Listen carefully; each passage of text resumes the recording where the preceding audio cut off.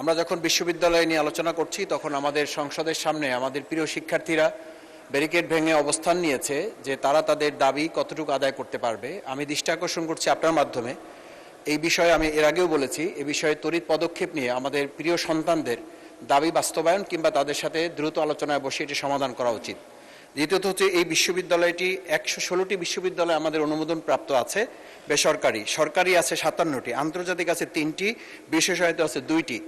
এতদ সত্ত্বেও একটি বিশ্ববিদ্যালয় যদি আমাদের করার প্রয়োজনীয় হয় তাহলে সেটি আন্তর্জাতিক এবং দেশীয় মান সংরক্ষণে কতখানি ব্যবস্থা নেওয়া হচ্ছে সে বিষয়টিও আমাদের নজরে নেওয়া উচিত। আমি মনে করি আমাদের যে বিশ্ববিদ্যালয়গুলো এখনও আছে সেই বিশ্ববিদ্যালয়গুলো নানান কথা রয়েছে, বাণিজ্যিক কথা রয়েছে, সার্টিফিকেট সংক্রান্ত কথা রয়েছে, ছাত্রদের মান সংরক্ষণের ব্যাপার রয়েছে, সেই বিষয়গুলো যাচাই বাছাইয়ের জন্য এগুলো আমি দেওয়ার অনুরোধ করছি।